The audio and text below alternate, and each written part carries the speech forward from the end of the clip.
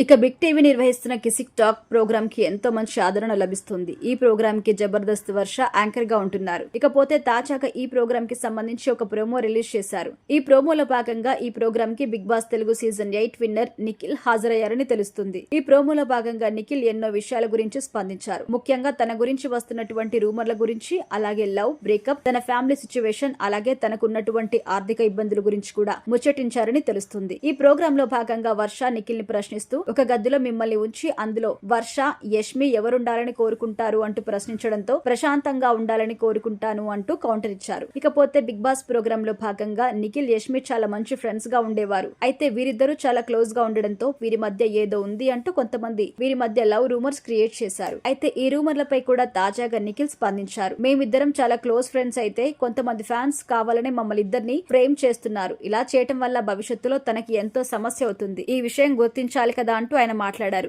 యష్మి ఎవరినైనా పెళ్లి చేసుకోవాలనుకున్నా లేదా ఎవరితో అయినా రిలేషన్ లో ఉండాలనుకున్నా ఇలాంటి వార్తలు ఇబ్బందికరంగా మారతాయని కూడా ఆయన తెలిపారు. అయితే తనకున్నటువంటి ఆర్థిక ఇబ్బందుల గురించి మాట్లాడుతూ ₹1 కోటి దొరికితే తాను తన అప్పులని కూడా తీర్చుకుంటాను అని వెల్లడించారు. అదేవిధంగా తన తండ్రి తన కోసం ఎంతలా కష్టపడ్డారు అనే విషయాలు కూడా తాను సంపాదించడం స్టార్ట్ చేసిన తర్వాతే తెలిసింది అంటూ తన ఫ్యామిలీ గురించి ఎమోషనల్ అయ్యారు. ఇలా తాజాగా రిలీజ్ చేసిన ఈ ప్రోమో ఎంతో ఆసక్తిని కలిగిస్తుంది. అయితే ఈ ప్రోగ్రామ్ లో భాగంగా నిఖిల్ ఇంకా ఎలాంటి విషయాలు పంచుకున్నారు ఏంటి అనేది తెలియాలంటే పూర్తి ఎపిసోడ్ ప్రసారం అయ్యే వరకు ఎదురు చూడాలి.